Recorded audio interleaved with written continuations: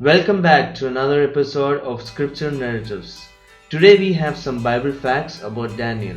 On this episode we will be covering Daniel chapter 1 through 6. The name Daniel means God is my judge. It all started in the third year of the reign of Jehoiakim, king of Judah, when Nebuchadnezzar, king of Babylon, came to Jerusalem and besieged it. Then the king instructed Aspenaz to bring some young men in whom there was no blemish, but good-looking, gifted in all wisdom, possessing knowledge, and quick to understand, who had the ability to serve the king's palace, which is mentioned in Daniel 1 verses 3 to 4. Among the taken was Daniel and his friends, so the chief of eunuchs gave them Babylonian names.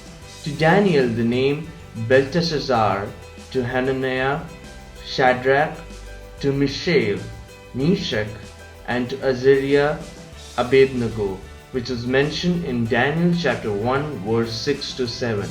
Daniel was 16 years old when he was brought to Babylon. Daniel and his friends were offered a daily portion of king's food and wine, which the chief of eunuchs offered them. But Daniel proposed in his heart that he will not defile himself with the king's food and wine. The chief of eunuchs feared that the king would see them looking worse among the others, so Daniel told to test them by giving them only vegetable and water for the next 10 days.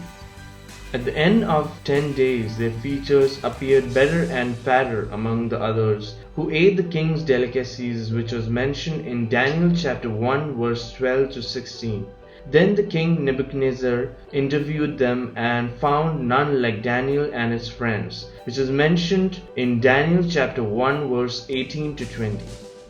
Daniel had an understanding in all visions and dreams. So when the king had a very disturbing dream, he asked all his wise men to tell his dream and his interpretation. But the wise men couldn't except Daniel. Daniel appeared before the king, asking the king to give him some time to interpret the dream, which is mentioned in Daniel 2 verses 16 to 27. Nebuchadnezzar's first dream was a dream of a great statue with a head of gold, arms and chest of silver, belly and thighs of bronze, legs of iron, and feet of mingled iron and clay. When Nebuchadnezzar saw the statue, a stone was bashed into the feet of it, causing the clay to break and the statue to collapse. The stone became a great mountain and filled the whole earth. Daniel interpreted Nebuchadnezzar's dream, explaining that his first dream about a huge statue was about the succession of different empires, the Babylonian Empire being the gold, the Median Empire being the silver, the Persian Empire being the bronze, and the Hellenistic Empire being the iron. Though Daniel interpreted his dream and was even promoted, Nebuchadnezzar did not allow for varying religious beliefs.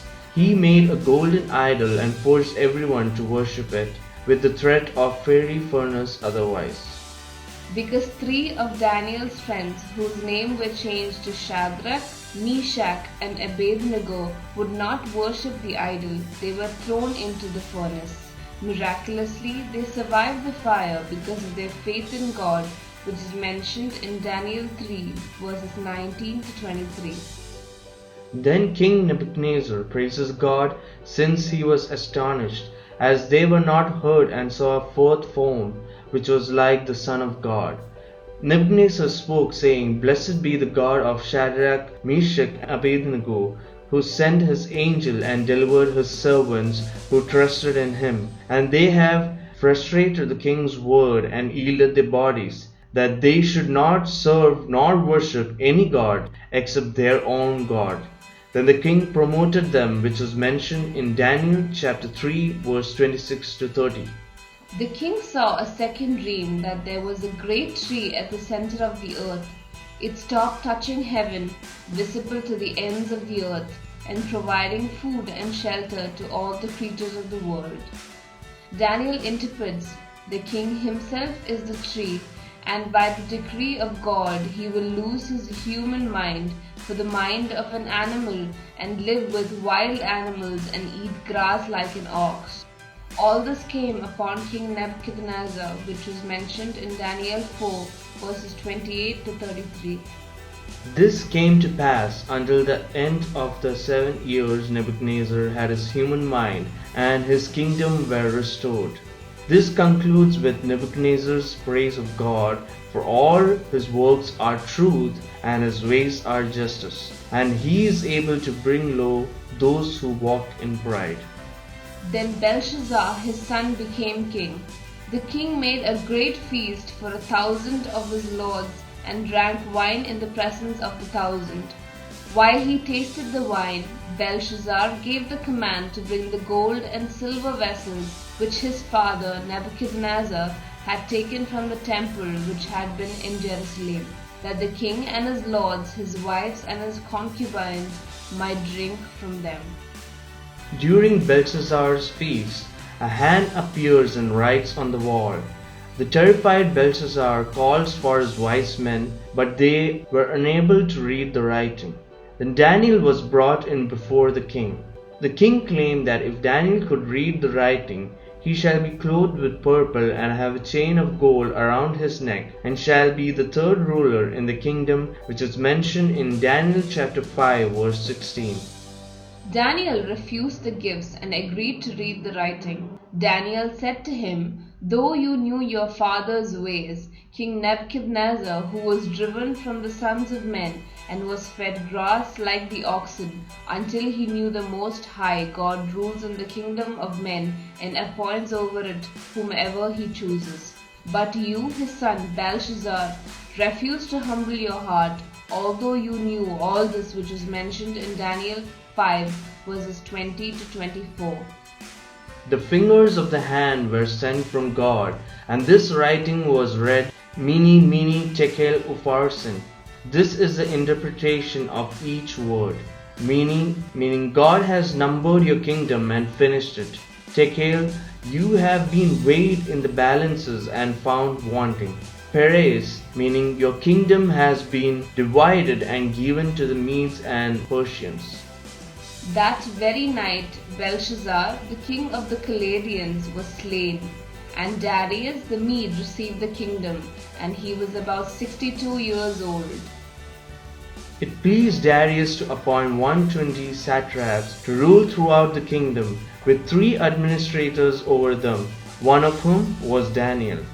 Daniel distinguished himself above all the others, and the king planned to appoint him over the whole kingdom. So all the others grew jealous and tried to find fault with Daniel. But because he was faithful, they couldn't find none.